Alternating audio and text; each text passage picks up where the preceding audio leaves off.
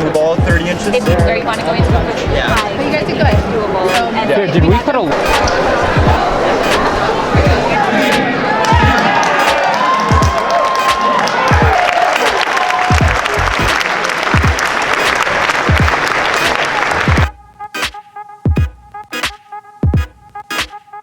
I'm Kate Lockwood, and I'm the computer science teacher and one of the robotics coaches. I mean, I think there's some difficulty built into the process, and that's part of why robotics is such a great learning experience. In a lot of classes, there's a right answer, and you sort of know that there's a right answer. You can look it up in a book or a solution manual, but in robotics, you're solving sort of an unknown problem. You're trying to figure out how to program your hardware, how to build your hardware to accomplish this task. So part of that process is failure, and that failure is actually good failure. You have an idea, you try it out, you learn from testing it to see whether it works or whether it doesn't. If it doesn't work, you have to sit down and try to figure out why it didn't work and how you could improve the design in the future. So it's not like a sort of straight trajectory. There's ups and downs, but that's part of the process, and that's part of problem solving and engineering. And so students are having successes, but then some failures, and we just have use those failures as learning experiences. My name is Michael Hall. I'm one of the main builders on the team, and I also handle all of our 3D printing.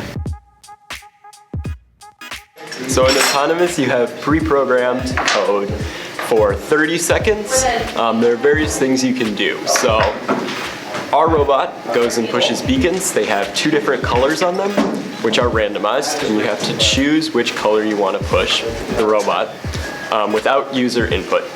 So it decides, pushes the button, goes to the next beacon, pushes the other button. And then we're also working on adding another element which shoots wiffle balls into the center vortex.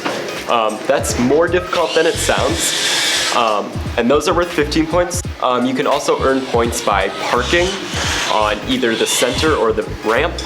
It's worth 10 points if you're fully on, but that's very difficult, so in essence it's 5 points. Teleop is the driver controlled period that lasts for 2.5 minutes.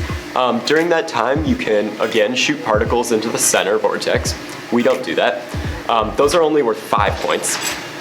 You can also push beacons, but those are only scored at the end, so there's not a ton of worth to them. That's mostly how we spend our time for the 2 minutes that are not endgame. Endgame is the last 30 seconds. In that time, you can start lifting the cap ball, which is the blue or red yoga ball, and you lift that onto the top of the center vortex and in essence cap it, which is worth 40 points.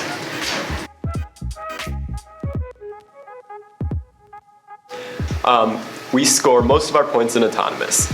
There's 30 points from 2 beacons for a total of 60 points. We then shoot 2 particles towards the center vortex. If they both score, that's another 30 points, totaling 90. We can try and park, but we're probably going to run out of time. If we did, that'd be an additional 5 points. During teleop, we attempt to push beacons, which are scored at the end. They're 10 points each for over the 4 total beacons, so maximum 40 points. And that somewhat depends on our teammates as well, so we don't have a ton of control there.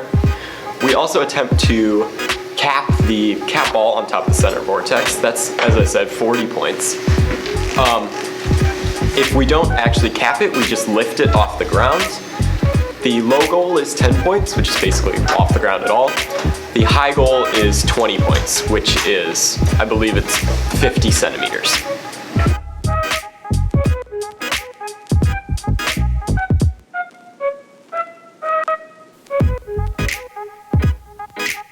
I'm Grant, I'm the main driver, and right now, the robot, we're doing a practice round, and some autonomous programs are failing, but I think we still have a lot of, still optimistic.